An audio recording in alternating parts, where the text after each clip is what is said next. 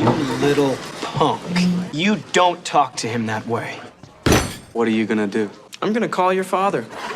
Heads up! Give me my ball back. You know, Stan, I feel sorry for you. Stan's a bully. Why? See, according to leading psychiatrists, Stan's a bully for one of three reasons. Underneath all of that male bravado, there's an insecure little girl just banging on the closet door trying to get out. And the third reason, Stan has a small wiener.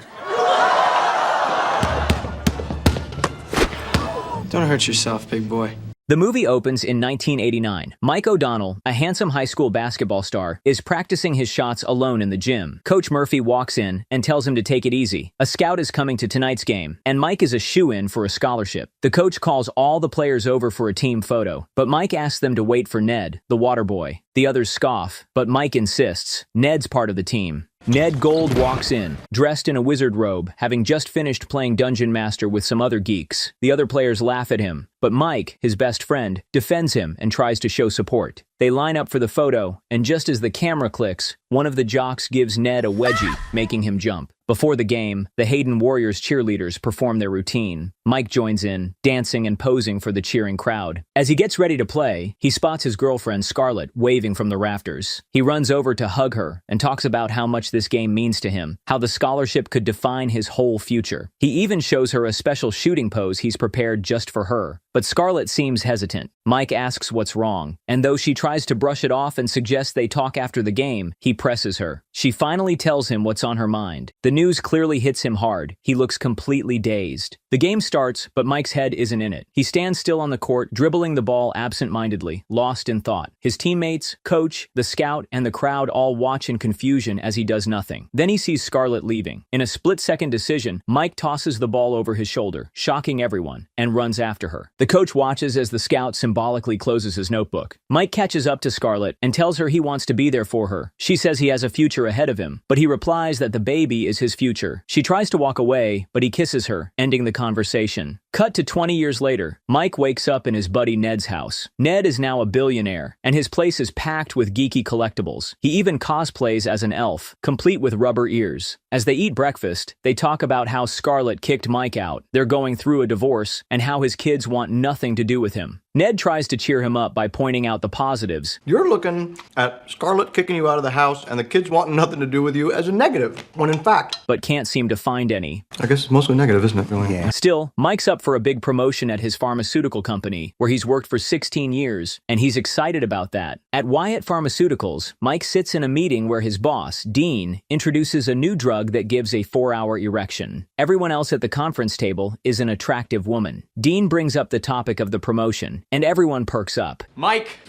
Yeah, Mike, if you could just slide to your left so I can congratulate our new RSM Wendy! To Mike's shock, Dean announces the promotion has been given to one of the women. As they celebrate, Mike sits there stunned. After the meeting, Mike confronts Dean. He reminds him that he's been with the company for 16 years, while the woman just joined a few months ago, and that he has the best numbers on the team. You should think of it as a compliment. Think of it as us saying, you're just too valuable to promote. But Dean brushes him off to take a phone call. Furious, Mike rips out Dean's Bluetooth earpiece and smashes it against the wall. As the celebrating women get into the elevator, Mike stands there, holding a box with his things, clearly defeated. It's implied that he's been fired. Mike drives to his old high school, Hayden. He walks into the empty gym and stands on the basketball court, lost in thought. He then looks at the trophy case in the hallway and finds his team photo from 1989. The school janitor comes by and recognizes him. He says Mike was a high school star who never lived up to his potential. People come back, he says, to relive their glory days. Mike admits the past was better for him. The janitor asks if he wants a do-over. Mike, full of nostalgia, says yes. The janitor smiles. You're sure about that? The bell rings, and Mike's daughter, Maggie, appears in the hallway with her friends. Mike turns around. The janitor is already gone. He says he came to take Maggie and her brother out for ice cream. Why? And basically forces them to come with him, come along. He drags the kids to an ice cream shop clearly meant for little kids. Mike, Maggie, and Alex sit quietly at a table. Neither Maggie nor Alex is happy to be there, especially not with their dad. What's the matter, Maggie? This used to be your favorite place. We used to come here for your birthday. Yeah, when I was like 8. Maggie pointedly puts in her earphones, while Alex keeps his eyes glued to his PSP. Mike tries to talk to Alex about how basketball is going, assuming he's on the school team. Alex plays along just to get him to back off, and then shifts the conversation to Maggie. Maggie got into Georgetown. Mike tries to congratulate her, but she acts like she's lost in the music, though her earphones aren't even plugged in. He drops them off at home. They both head inside without saying a word. In the yard, Mike sees Scarlet throwing his stuff into the wood chipper. She tells him she's redesigning the yard as a showcase for her new landscape design business. He asks her not to touch the yard. He's put a lot of effort into it. She reminds him that all he did was start building a half-finished barbecue pit, which he worked on for half an hour. And then you spent the next 2 days complaining about if you had gone to college, then you could have hired someone else to do it. Same with the hammock, which has been lying around half-assembled for years. I think you quit that one because you just decided not to try anymore. She says she's tired of hearing him complain for 19 years that he ruined his life because of her. Mike admits he's disappointed with his life. I never asked you to marry me. Yeah, but I did. Offended by his words, Scarlet snaps that at least now they're no longer holding each other back. Scar. I'll see you at court, okay? Just then, Scarlet's friend Naomi arrives. Mike and Naomi clearly don't get along. Mike. Naomi. Naomi. I don't care. She encourages Scarlet to start dating again, telling her it's time to get back on the market. Scarlet says goodbye to Mike and goes back inside. Depressed, Mike walks out, just as it starts to rain. He drives through the storm, and his car radio begins to glitch, flipping through stations rapidly. At one point, he hears the janitor's voice on the radio. You sure about that? As he drives over a bridge, he spots a man standing on the edge, looking ready to jump. Mike slams on the brakes and shouts out. The man turns. It's the janitor from Hardin High. At that moment, a truck blocks the view. When it passes, the janitor is already gone. Mike runs to the edge and looks down. To his shock, he sees a whirlpool in the water, his younger self reaching up toward him. Suddenly, Mike slips and falls in. Later, Mike shows up at Ned's house, soaking wet and covered in mud. He stands under the shower, rinsing himself off. Then he looks into the mirror and screams. He's back in the body of his 17-year-old self. Ned wakes up in his Star Wars-themed bed, startled by the scream. In the bathroom, Mike stares at his reflection in disbelief. Ned sneaks into the room wearing a Spartan helmet and holding a battle axe. Seeing the young stranger, he assumes it's an intruder and swings. Thanks to the endless supply of geeky weapons in Ned's house, they end up having a full-on scuffle. Mike tries to explain who he is, but Ned is too freaked out to listen. Mike's younger, faster, and more agile, so he holds his own. Oh, wow. I feel great. They end up sword fighting with lightsabers. Mike brings up specific memories only the real Mike would know. You have an undescended testicle. Googleable! But Ned, being a wealthy and well-known guy, suspects it's just someone who stalked him online and memorized the details. Eventually, Mike overpowers him, but Ned fakes surrender, then kicks Mike in the groin the moment he lowers his guard. Just as Ned's about to knock him out with a picture frame, he catches a glimpse of the graduation photo from 1989, him and Mike together. Oh my God.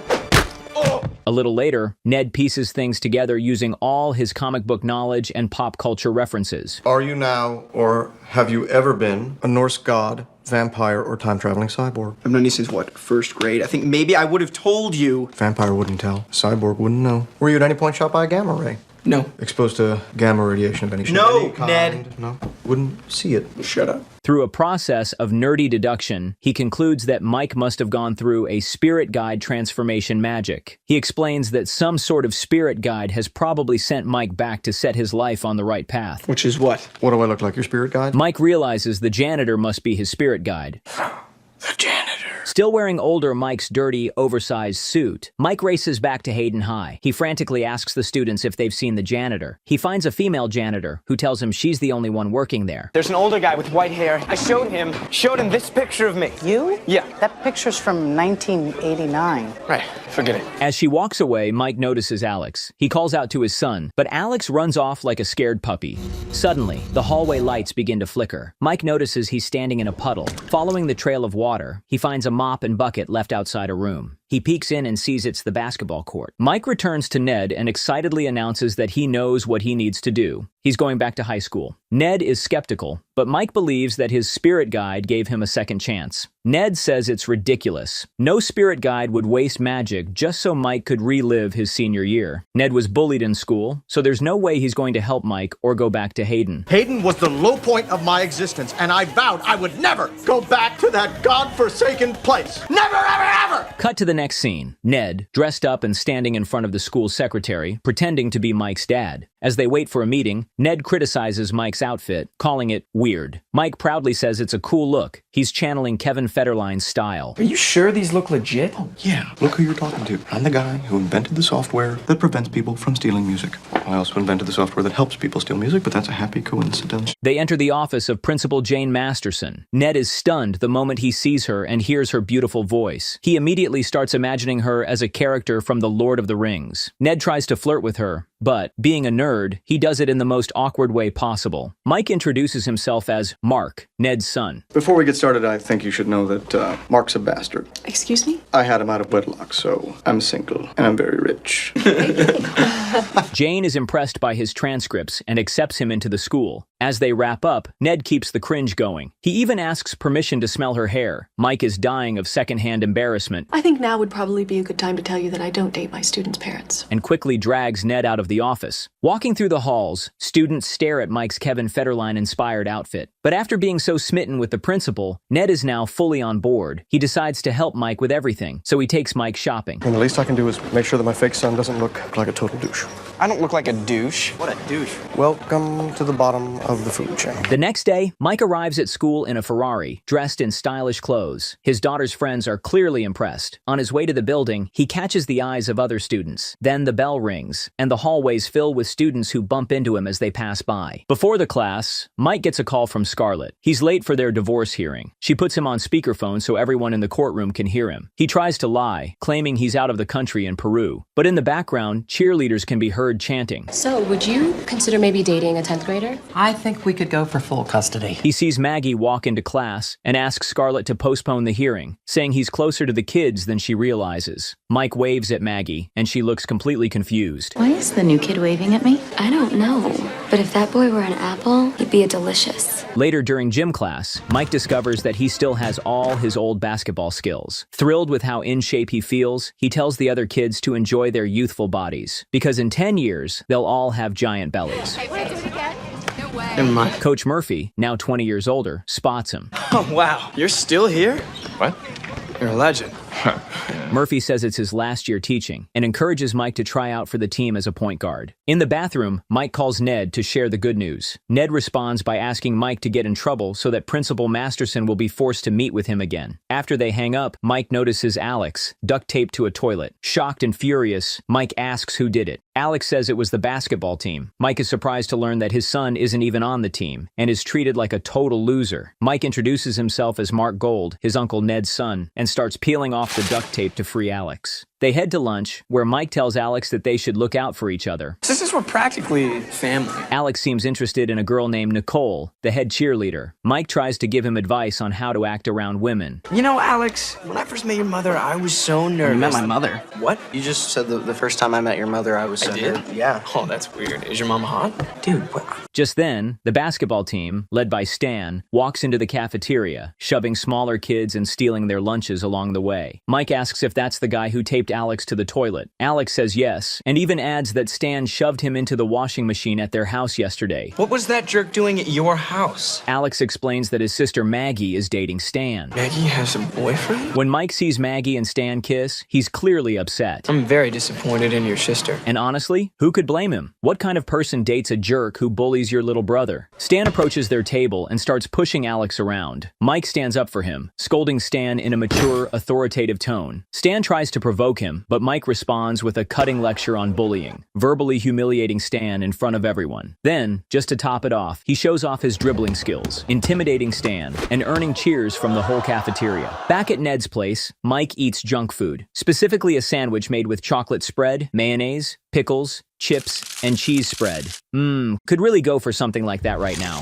As he eats, he laments the state of his kids' lives. His son is a punching bag, and his daughter is dating a bully. But now, it all starts to make sense. He realizes his spirit path is to help his kids. He drives over to his ex-wife's house and spots Alex in the yard, shooting hoops. To Mike's surprise, Alex is actually pretty good at basketball. He realizes that Alex should be on the basketball team. That's part of his mission. Just then, Scarlet and Naomi pull into the driveway. Alex introduces Mike as Mark, Ned's bastard. Scarlet is startled when she sees sees Mike. He looks so much like her husband. She grabs his face and pulls on his cheeks, remarking how uncanny the resemblance is. Naomi quickly drags her away, encouraging her to start dating again. Okay, you wait here. I'm gonna go smell him. No. Wait. You're not allowed to smell teenagers. Naomi even begins explaining how to move on in very specific detail. This annoys Mike, and he throws the basketball at her, then quickly apologizes, while still politely scolding her for trying to set up a married woman. If this were Afghanistan, she'd be dragged through the streets by goats, with her hands cut off. I'm just saying. Naomi. I don't care. The next day at school, Mike walks into class and finds Stan and Maggie kissing. He awkwardly interrupts them and takes a seat. The topic of the day is abstinence. Mike jumps in and says it's a great idea, suggesting that everyone should make a pact to abstain from sex. The class bursts into laughter and disbelief. The teacher, knowing abstinence likely won't happen, shifts the lesson to safe sex and passes around a box of condoms. Mike is horrified when Stan grabs a whole handful. Mike says he doesn't need any. He'll only have sex with the girl he loves. You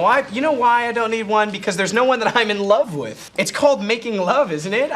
Maybe I'm old-fashioned. And sex should be reserved for married couples who want to have children. You know, when you're ready to take that love and turn it into a baby. Because that's what love is. It's that first moment when you hold your baby girl and you didn't know that anything could be so small or so delicate, and you feel that tiny heartbeat, and you know that you couldn't love anything more in the whole world. And you hope that you can do right by that little girl and always be there to catch her when she falls, and that nothing ever hurts her, not a broken arm or a bad dream or a broken heart. Some of the girls are visibly touched and begin returning the condoms, but then Stan grabs even more and forcibly kisses Maggie. Furious, Mike lunges at Stan. The two get into a fight, but Mike ends up getting beat down. The entire fight is captured on students' phones and spreads through the school like wildfire. Mike is called to the principal's office along with his dad, Ned, who shows up dressed to impress. Mike asks him what on earth he's wearing. To the untrained eye, I look like a total idiot. You do, in fact. But it's actually a seduction technique known as peacocking. Inside Jane's office, Ned tries his outlandish peacocking technique to flirt. Are you peacocking?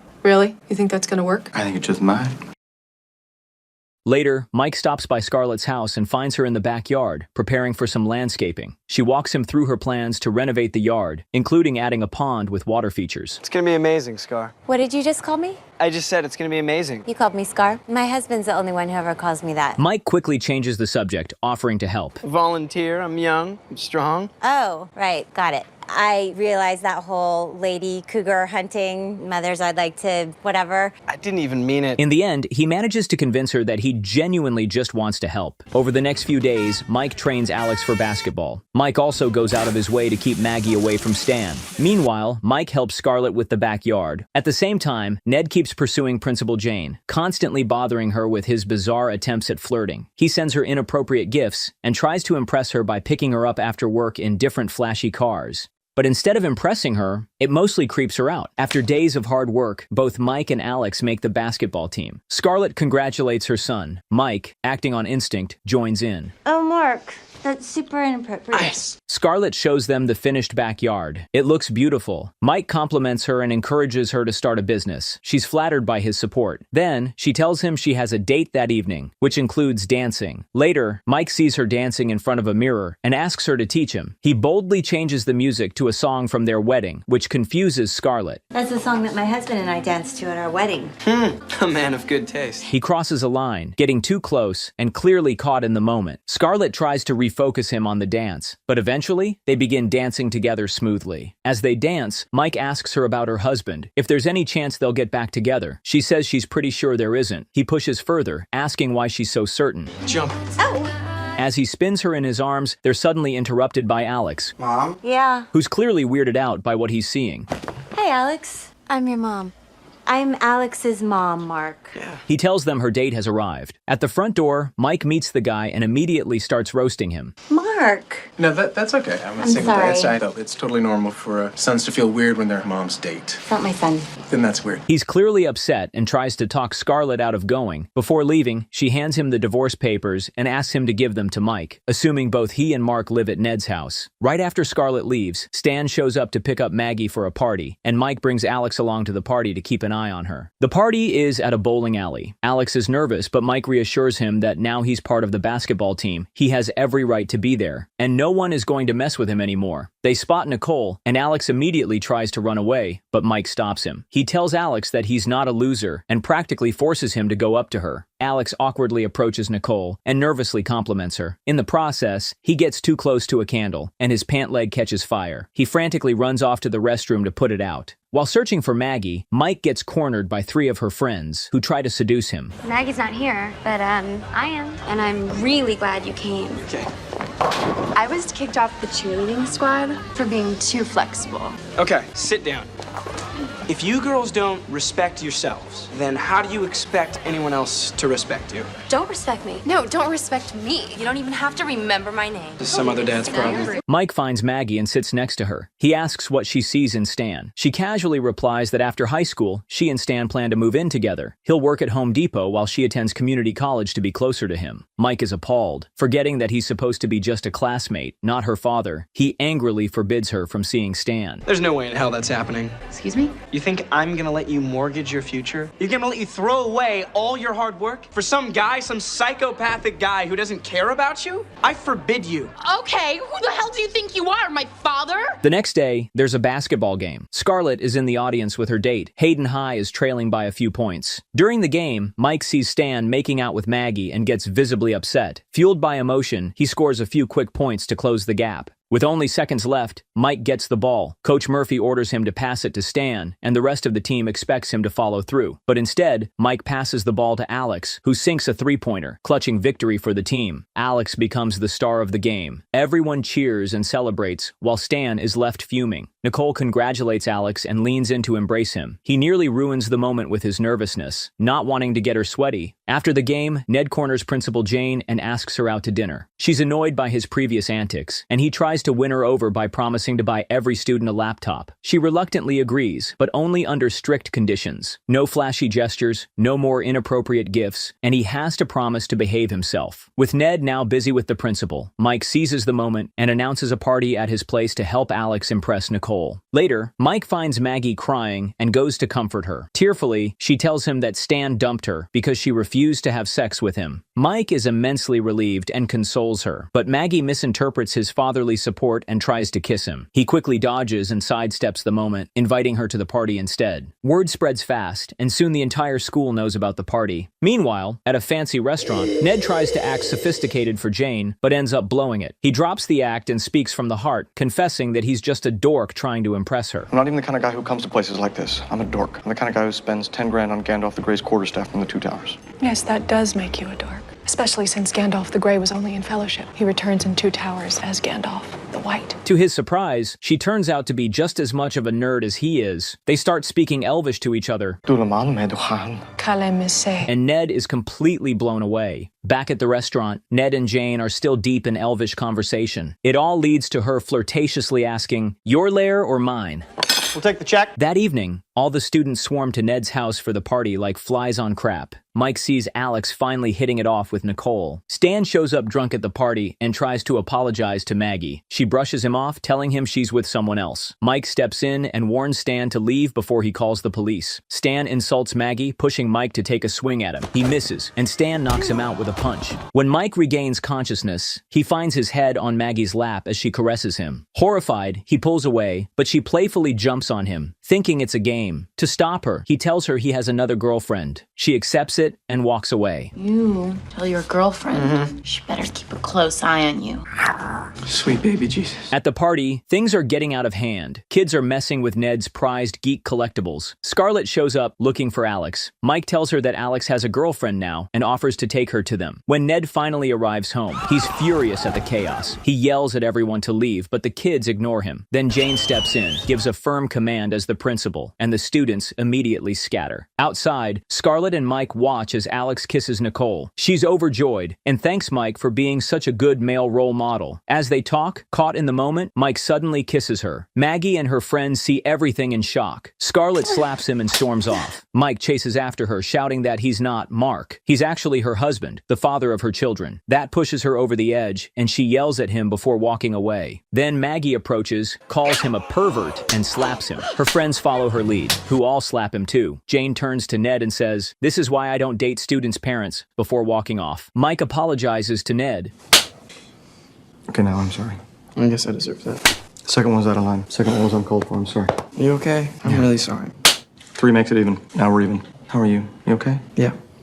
The next morning, Ned is cleaning up the aftermath of the party while Mike sulks over everything he's messed up. Ned reminds him he has a divorce hearing in 20 minutes. Using a police siren, Ned speeds Mike to the courthouse in his Ferrari convertible. Inside the courtroom, Ned bursts in pretending to be Mike's lawyer. As always, he's got forged documents to back it up. And it's a little bit smeared because I sat on it in the car, not because I printed it out recently. All right, let's pretend that's real. But he acts like such a weirdo that the judge orders the bailiffs to remove both Ned and Mike from the courtroom. As he's being dragged out, Mike shouts that he has a letter from Mike O'Donnell. Scarlet asks the judge if she can hear it. Mike reads the letter, barely holding back tears. He recalls the first time he met Scarlet and confesses how deeply he loves her. He apologizes for blaming her for his own failures. Though he doesn't want to lose her, he says he's ready to let her go if it means she can move on and be happy. When he finishes, Mike leaves the paper behind and walks out. Moved by his words, Scarlet asks the judge to postpone the hearing. Out of curiosity, she picks up the paper he left behind and sees that it's just the hearing notice with the date and address. At Ned's house, Mike shoots hoops and says that his family will be better off without him. He's ready to move on and go to college.